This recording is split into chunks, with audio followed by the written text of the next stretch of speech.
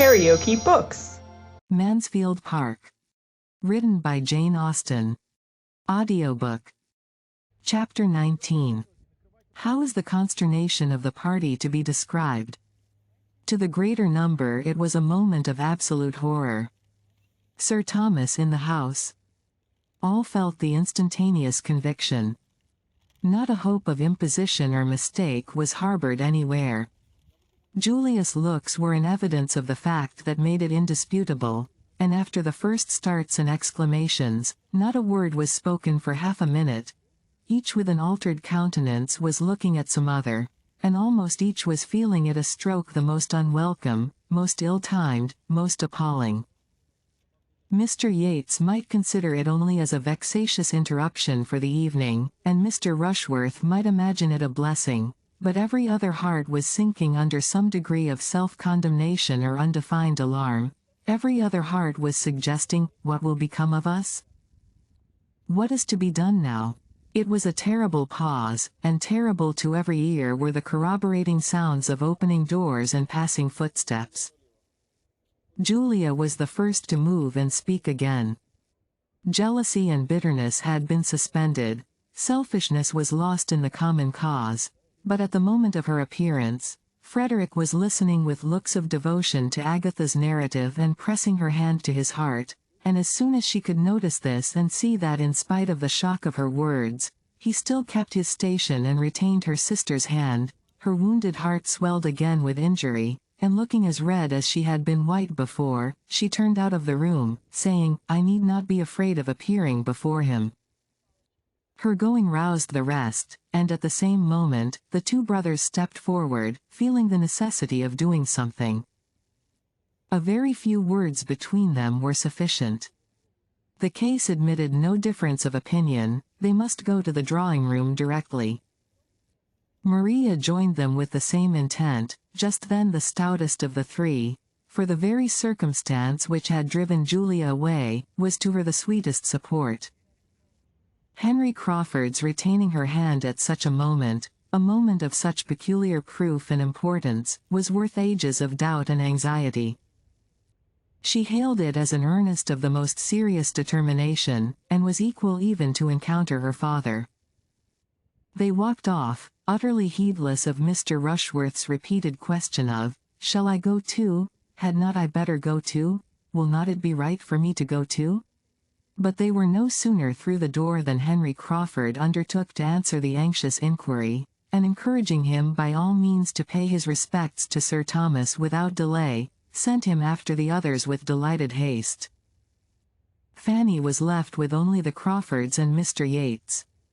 She had been quite overlooked by her cousins, and as her own opinion of her claims on Sir Thomas's affection was much too humble to give her any idea of classing herself with his children, she was glad to remain behind and gain a little breathing time. Her agitation and alarm exceeded all that was endured by the rest, by the right of a disposition which not even innocence could keep from suffering. She was nearly fainting. All her former habitual dread of her uncle was returning, and with it compassion for him and for almost every one of the party on the development before them, with solicitude on Edmund's account indescribable. She had found a seat, where in excessive trembling she was enduring all these fearful thoughts, while the other three, no longer under any restraint, were giving vent to their feelings of vexation, lamenting over such an unlooked-for premature arrival as a most untoward event, and without mercy wishing poor Sir Thomas had been twice as long on his passage, or were still in Antigua. The Crawfords were more warm on the subject than Mr. Yates, from better understanding the family and judging more clearly of the mischief that must ensue. The ruin of the play was to them a certainty, they felt the total destruction of the scheme to be inevitably at hand, while Mr. Yates considered it only as a temporary interruption, a disaster for the evening, and could even suggest the possibility of the rehearsal being renewed after tea, when the bustle of receiving Sir Thomas were over and he might be at leisure to be amused by it. The Crawfords laughed at the idea, and having soon agreed on the propriety of their walking quietly home and leaving the family to themselves, proposed Mr. Yates's accompanying them and spending the evening at the parsonage. But Mr. Yates, having never been with those who thought much of parental claims, or family confidence, could not perceive that anything of the kind was necessary, and therefore, thanking them, said, he preferred remaining where he was that he might pay his respects to the old gentleman handsomely since he was come, and besides, he did not think it would be fair by the others to have everybody run away. Fanny was just beginning to collect herself and to feel that if she stayed longer behind it might seem disrespectful, when this point was settled, and being commissioned with the brother and sister's apology, saw them preparing to go as she quitted the room herself to perform the dreadful duty of appearing before her uncle.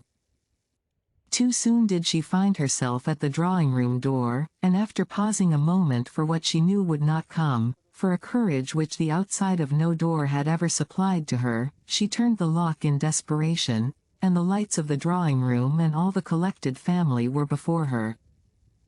As she entered, her own name caught her ear. Sir Thomas was at that moment looking round him, and saying, "But where is Fanny? Why do not I see my little Fanny?"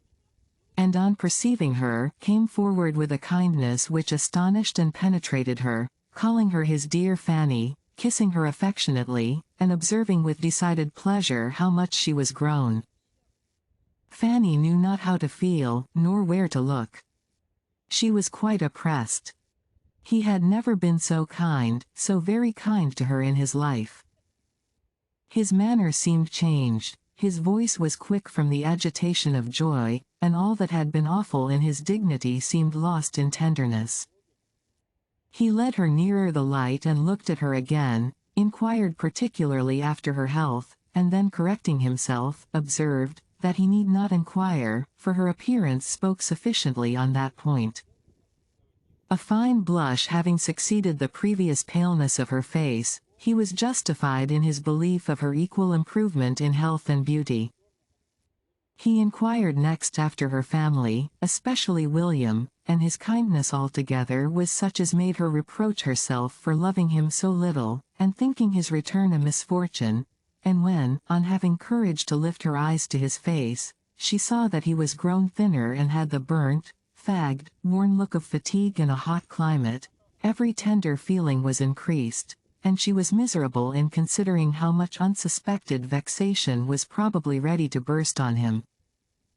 Sir Thomas was indeed the life of the party, who at his suggestion now seated themselves round the fire. He had the best right to be the talker, and the delight of his sensations in being again in his own house, in the center of his family after such a separation, made him communicative and chatty in a very unusual degree, and he was ready to give every information as to his voyage, and answer every question of his two sons almost before it was put. His business in Antigua had latterly been prosperously rapid, and he came directly from Liverpool, having had an opportunity of making his passage thither in a private vessel, instead of waiting for the packet, and all the little particulars of his proceedings and events, his arrivals and departures, were most promptly delivered, as he sat by Lady Bertram and looked with heartfelt satisfaction on the faces around him, interrupting himself more than once, however, to remark on his good fortune in finding them all at home, coming unexpectedly as he did, all collected together exactly as he could have wished, but dared not depend on. Mr. Rushworth was not forgotten. A most friendly reception and warmth of hand-shaking had already met him, and with pointed attention, he was now included in the objects most intimately connected with Mansfield. There was nothing disagreeable in Mr. Rushworth's appearance, and Sir Thomas was liking him already.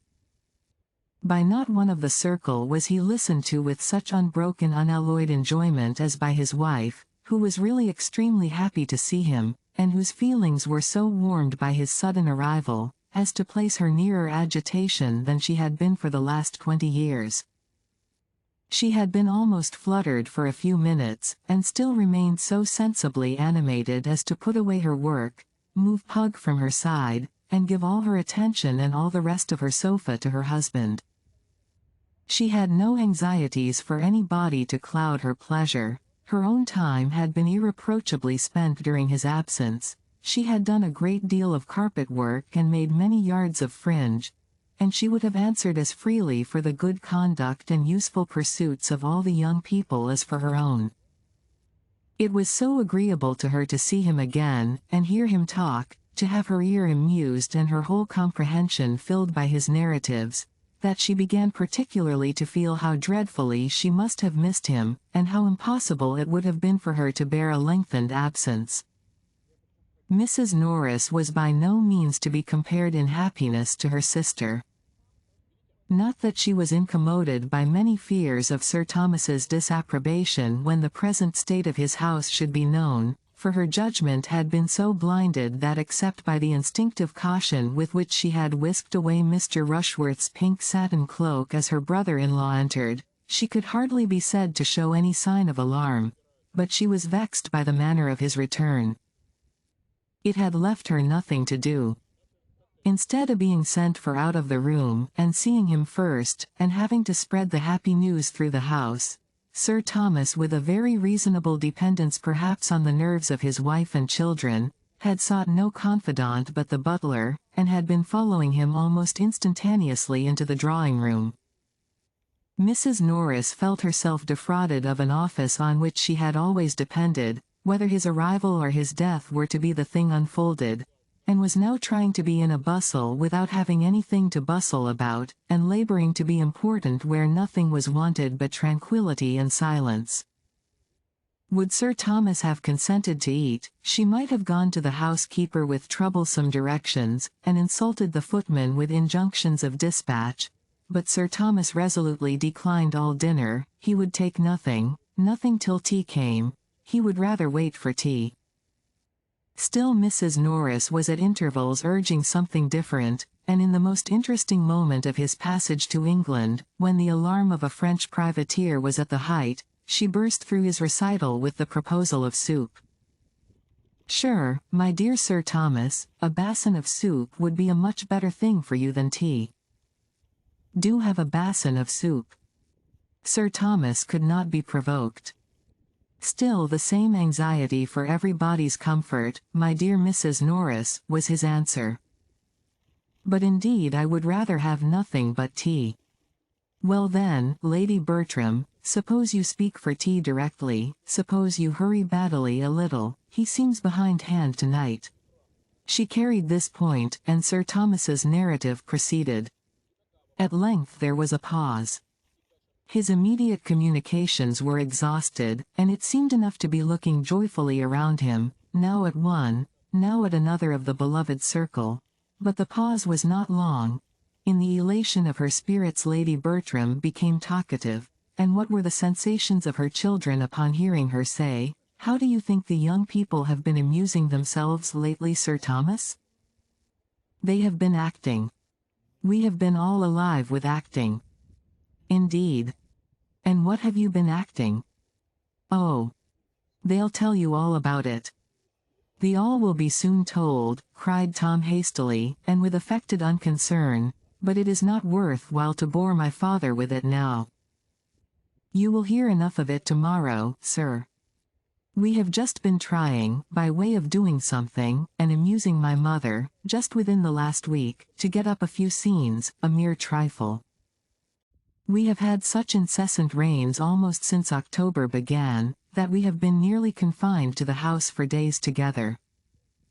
I have hardly taken out a gun since the 3D. Tolerable sport the first 3 days, but there has been no attempting anything since.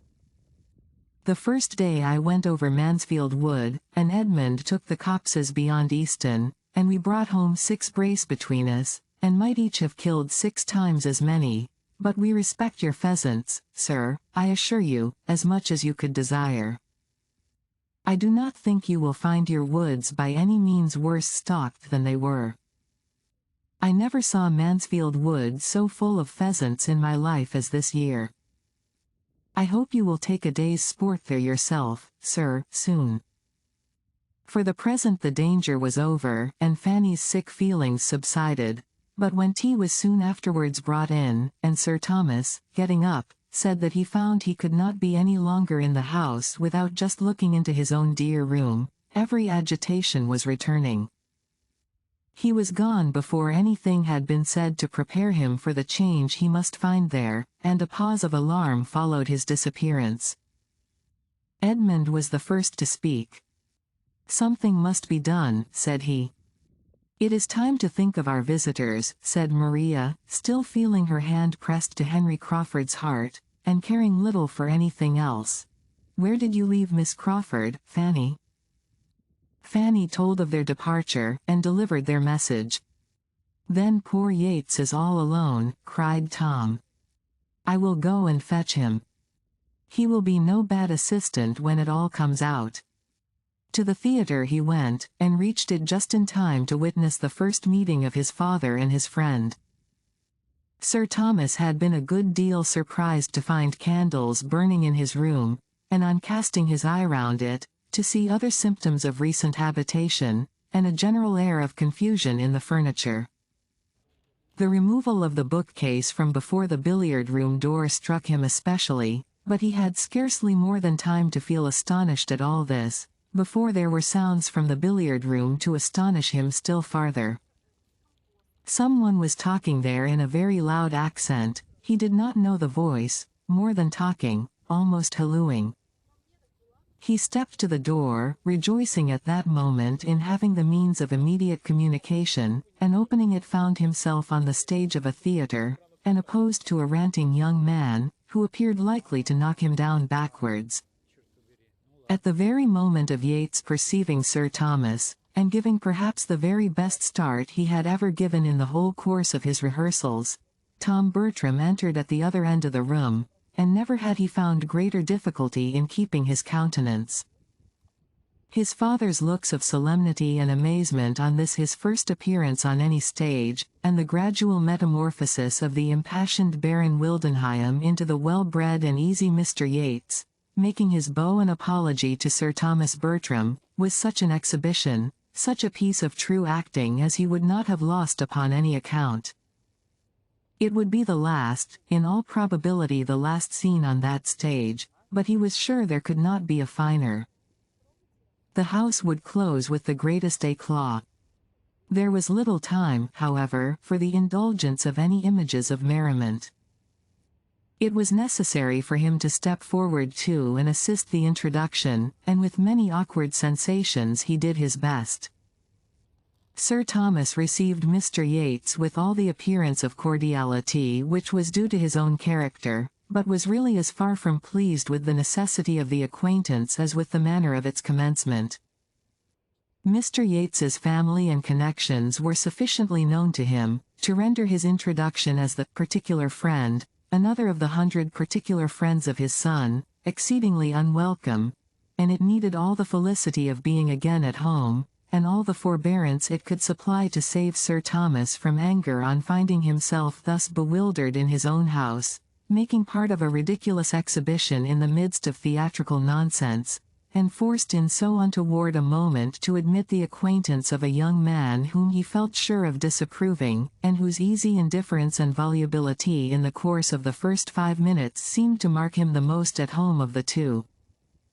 Tom understood his father's thoughts, and heartily wishing he might be always as well disposed to give them but partial expression, began to see more clearly than he had ever done before that there might be some ground of offense, that there might be some reason for the glance his father gave towards the ceiling and stucco of the room, and that when he inquired with mild gravity after the fate of the billiard table, he was not proceeding beyond a very allowable curiosity. A few minutes were enough for such unsatisfactory sensations on each side, and Sir Thomas having exerted himself so far as to speak a few words of calm approbation in reply to an eager appeal of Mr. Yates, as to the happiness of the arrangement, the 3 gentlemen returned to the drawing-room together, Sir Thomas with an increase of gravity which was not lost on all. "I come from your theatre," said he composedly as he sat down. "I found myself in it rather unexpectedly. Its vicinity to my own room, but in every respect indeed it took me by surprise, as I had not the smallest suspicion of your acting having assumed so serious a character." It appears a neat job, however, as far as I could judge by candle-light, and does my friend Christopher Jackson credit."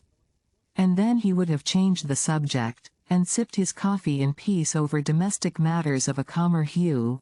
But Mr. Yates, without discernment to catch Sir Thomas's meaning, or diffidence or delicacy or discretion enough to allow him to lead the discourse while he mingled among the others with the least obtrusiveness himself, would keep him on the topic of the theatre, would torment him with questions and remarks relative to it, and finally would make him hear the whole history of his disappointment at Ecclesford.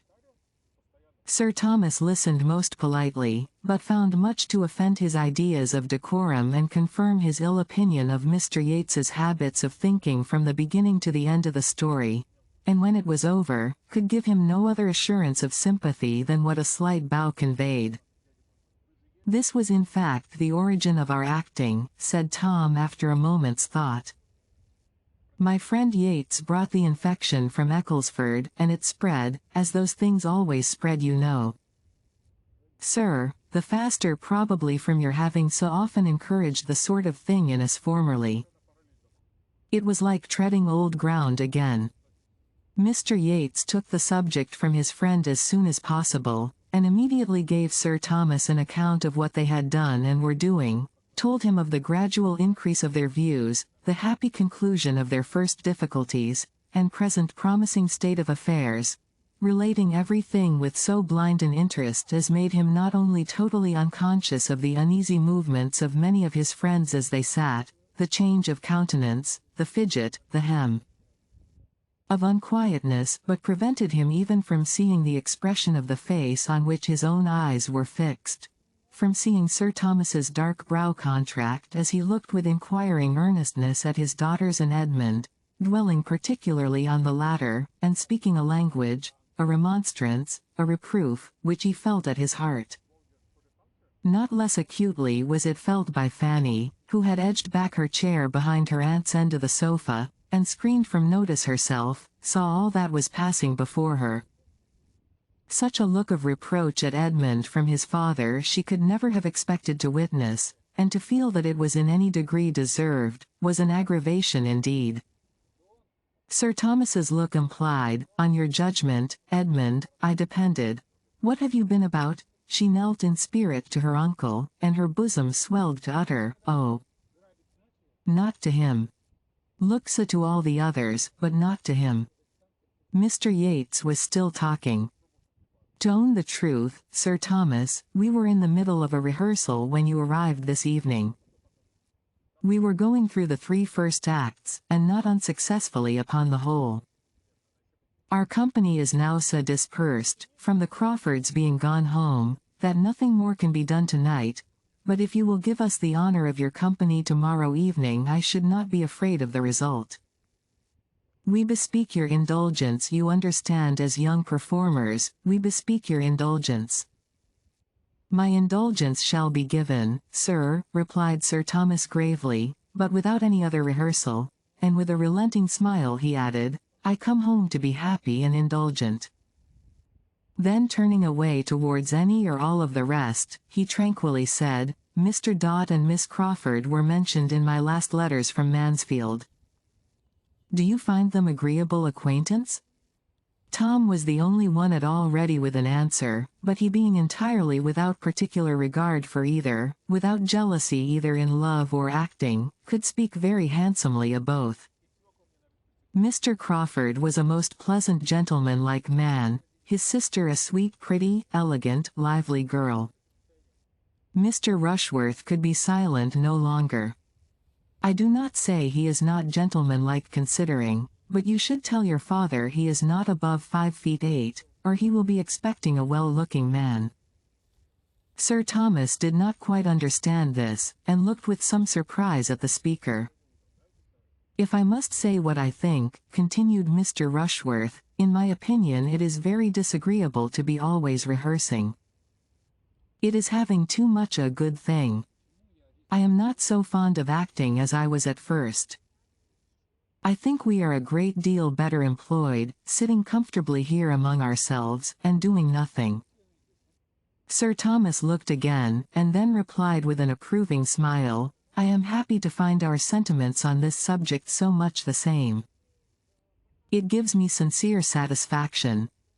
That I should be cautious and quick-sighted, and feel many scruples which my children do not feel, is perfectly natural, and equally so that my value for domestic tranquility, for a home which shuts out noisy pleasures, should much exceed theirs. But at your time of life to feel all this, is a most favorable circumstance for yourself and for everybody connected with you, and I am sensible of the importance of having an ally of such weight. Sir Thomas meant to be giving Mr. Rushworth's opinion in better words than he could find himself. He was aware that he must not expect a genius in Mr. Rushworth, but as a well-judging steady young man, with better notions than his elocution would do justice to, he intended to value him very highly. It was impossible for many of the others not to smile. Mr. Rushworth hardly knew what to do with so much meaning, but by looking as he really felt, most exceedingly pleased with Sir Thomas's good opinion, and saying scarcely anything, he did his best towards preserving that good opinion a little longer. If you liked what you heard, please subscribe to the channel.